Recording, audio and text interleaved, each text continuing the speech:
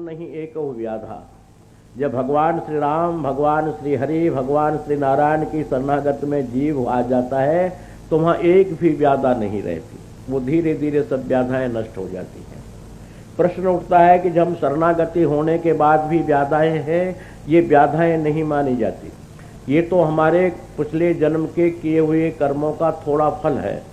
हमारे शिष्य लोग कहते हैं, ऐसा सुनने में आता है कभी कभी कि जी हम शरणागत हैं और हर तरह से परम सिद्ध के शिष्य हैं, फिर भी ये दुख आ जाते हैं, ये कष्ट आ जाते हैं।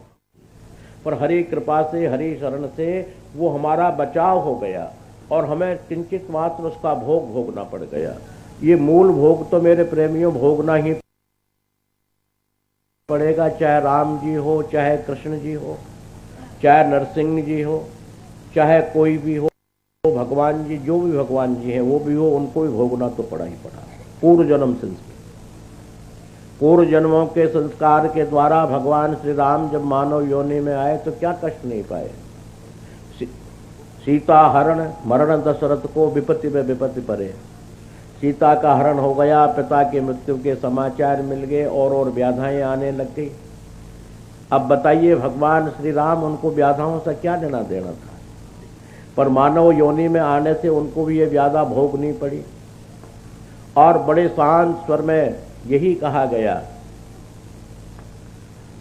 कि ये सुख और दुख सूर्य की तरह है, सूर्य उदय होता है, मध्य होता है, अस्त हो जाता है।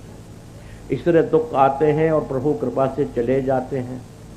अब उसमें प्रभु कृपा, गुरु कृपा यही होती है कि मानव दृढ़ निश्चय हो जाता है, अर्थात उन विपत्तियों को सहन करने की ताकत उसके अंदर आ जाती है, वरना तो सहन करना बड़ा मुश्किल हो जाता है।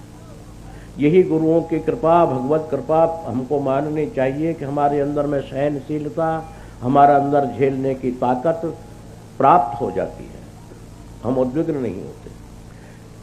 इसलिए उसको इस तरह विचार कीजिए। बाबा नानक देव जी कहते हैं कि पूर्व जन्म का लहना पाइए। पहल के जन्म के भाई किए हुए कर्म तो मूल तत्व में तो भोगने ही पड़ेंगे। गुरु कृपा से यह है कि उनके ब्याज के ब्याज जो बढ़ते चले जाते हैं, अर्थात सहस्र गुना फल जब पुण्य का होता है तो पाप का भी विचार कीजिए। वो उसने क्या किया है, वो पाप भी तो है ना, पाप और पुण्य, तो पाप भी सहस्र गुना ही बढ़ता है। उस सहस्र गुणे को संत कृपा, हरि कृपा से सहस्र गुणे के लिए मूल रह जाता है, 999 समाप्त हो जाता है। तो थोड़े बहुत हमको मूल पापों का, पूर्व जन्म के पुण्यों का, पूर्व जन्म के पापों का कुछ तो भोगना होगा। कि भगवान राम ने भी हमको यही शिक्षा दी नहीं कि हे मानव, मैं भी मानव रूप में आया हुआ हूं, अर्थात तू चिंतन मत कर, तू मुझे दे। मेरे पैरों में चक्रवर्ती राजा का बेटा होते हुए भी, चक्रवर्ती राजा का पुत्र होने के पश्चात भी मेरे हालात देखिए कि मेरे पैरों में खड़ाऊं भी नहीं है, पहनने के लिए वलकल वस्त्र पहने हुए हूं, वस्त्र भी नहीं है, सोने के लिए कहीं कोई छप्पर भी नहीं है। नित्य प्रति जहां ठहरता हूं वहां छप्पर बनाता हूं, बनाता हूं और उसी कुटिया में रह जाता हूं, फिर उसको छोड़ के आगे चलते हैं। तो ये हमको शिक्षा भगवान राम ने, भगवान श्री कृष्ण ने दी। दोनों ही वैभव अवतार थे, जो पूर्ण वैभवशाली दोनों, और वैभवशाली होने के बाद भी हमें जनजीवन को ये शिक्षा प्रदान करी कि हे मानव, तू ही इतना विचलित क्यों होता है। हम परब्रह्म होने के बाद भी इस मानव शरीर में आकर के ये शिक्षा दे रहे हैं। हम आप लोगों के लिए उस प्रभु से, महामा आदि शक्ति लक्ष्मी जी से, क्योंकि लक्ष्मी सर्वे गुणा कांचन आश्रयंती, जितने भी गुण हैं वो लक्ष्मी के अंदर ही मौजूद होते हैं। महामा की अनुकंपा से ही सब कुछ होता है। और जो आज आप बैठे हैं वो श्री संप्रदाय में ही बैठे हुए हैं। श्री नाम है लक्ष्मी का, जो भगवान नारायण के साथ श्री देवी रहती हैं, उन्हीं का नाम श्री है, और उस श्री संप्रदाय में आप बैठे हुए हैं। ये मूल संप्रदाय है, वो लक्ष्मी ना समारंभा, लक्ष्मी से ही प्रारंभ होती है, श्री देवी से प्रारंभ होती है। क्यों? या श्री स्वयं सुकृति नाम भवने सुलक्ष्मी पापात्मनां कृत धियाम हृदये सुबुद्धि। वो महामाँ कौन? श्री देवी। जब कृपा करती है मानव के ऊपर तो या श्री स्वयं सुकृति नाम, अच्छे कर्म वही करा सकती है। बिना लक्ष्मी के बिना न यज्ञ होते हैं, न दान होता है, न पुण्य होता है, बड़ा मुश्किल हो जाता है। या श्री स्वयं सुकृति नाम, अच्छे कर्म कराने के लिए वही भवनेषु लक्ष्मी। भगवान श्रीमन नारायण के लिए जब लक्ष्मी जी थोड़ी सी रुष्ट हो गई तो उनको भी दिव्य लोक छोड़ करके और त्रिपत बालाजी यहाँ आना पड़ा। लक्ष्मी के उसी से नाराजगी से तो आना पड़ा नहीं। तो लक्ष्मी जब नहीं होती है, जब मानव का नाम कर्जदार हो जाता है, कर्जदार, और जब लक्ष्मी होती है तो उसका नाम धनाढ्य हो जाता है, बिल्कुल नाम बदल जाते हैं। या से स्वयं सुकृति नाम भवनेषु लक्ष्मी पापात्मनाम कृत धियाम हृदये सुबुद्धि। महान पापियों के लिए भी पुण्यात्मा बना देती है, और जिनके हृदय में लेश मात्र बुद्धि नहीं है पर उसको बुद्धिमान बना देती है। कृतयाम हृदय सुबुद्धि श्रद्धा सताम कुलम जनः प्रभवश्य लज्जा। कुल खानदान की लज्जा रखने वाली वही है। श्रद्धा सताम, श्रद्धा और सत्य को भी कायम रखने वाली लक्ष्मी है। जो लक्ष्मी का अभाव होता है तो हमें निरर्थक बस झूठ बोलनी पड़ती है। जो लक्ष्मी के अभाव में झूठ तो बोलनी पड़ती है, कि कहीं किसी से लेना दे रहा है, झूठ बोल के लेना दे रहा है। अर्थात वो सत्य को कायम करने वाली भी श्री महामाँ आदिशक्ति श्री देवी। उन श्री देवी जी से मैं ये प्रार्थना करता हूँ कि उन्हीं के प्रचार प्रसार के लिए शरीर को समर्पण किया है, और ये शर्तें उनको, उनकी शर्तें उनको मान्य होनी चाहिए, क्योंकि उन्होंने ऐसे वचन दिए हुए हैं। तो श्री देवी से मैं प्रार्थना करता हूँ कि ये नववर्ष सन 2001 में सभी मेरे प्रेमियों के लिए सुख और शांति प्रदान करते हुए हे महामाँ आप सभी प्रेमियों पर कृपा करें। लक्ष्मी के रूप में कृपा करें, धन के रूप में कृपा करें, पुत्र लक्ष्मी बन करके कृपा करें, गज लक्ष्मी बन करके कृपा करें। गज नाम हाथी का है, तो आजकल तो हाथी की कीमत भी 10-12 लाख से लेकर 30 लाख तक है। तो हमारी गाड़ियों की कीमत भी 9-10 लाख से लेकर 32 लाख तक कीमत दी है। तो हाथी ही हैं ये, वो हाथी कहते हैं।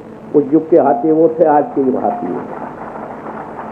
तो गज लक्ष्मी, वाहन लक्ष्मी, पुत्र लक्ष्मी, वैभव लक्ष्मी और श्रद्धा रूपी लक्ष्मी, सज्जनता रूपी लक्ष्मी, लक्ष्मी के रूप है ये सब जितने भी हैं।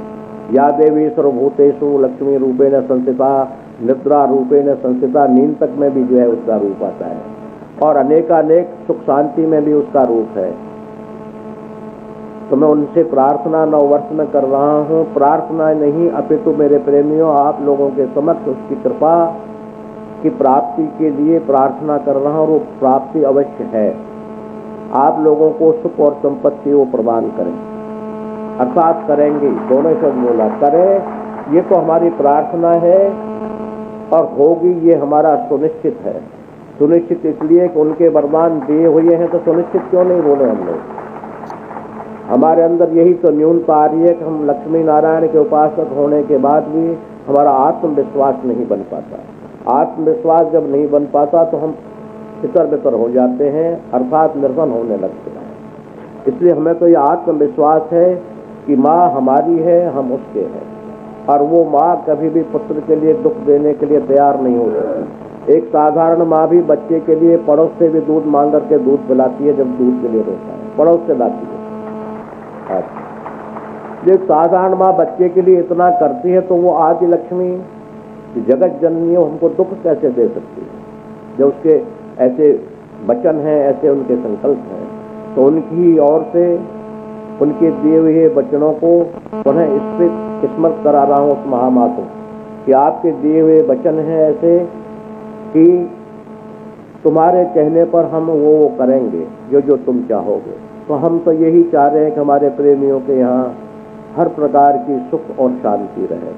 भगवान नारायण चक्रधारी है, चक्र धारण करते हैं सदैव, और चक्र का मतलब होता है कि अनेकानेक दुष्टों से, अनेकानेक व्याधियों से, अनेकानेक दैत्यों से, अनेकानेक उपद्रवों से हमारी रक्षा करे, उसका नाम चक्र है।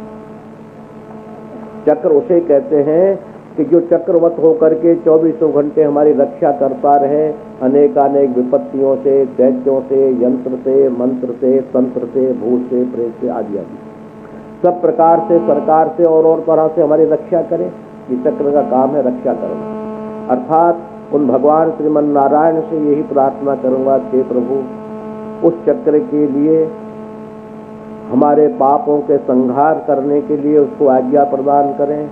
हमारे अनेक अनेक व्याधियां हैं, उन व्याधियों को दूर करने की आज्ञा प्रदान करें और हमारे जनजीवन जो अस्त व्यस्त हो रहा है उसके लिए कायम करने की, मानवता कायम करने की आज्ञा प्रदान करें। जो भगवान जब कृपा करते हैं आज्ञा प्रदान कर तो चक्र को ही आज्ञा देते हैं रक्षा के लिए।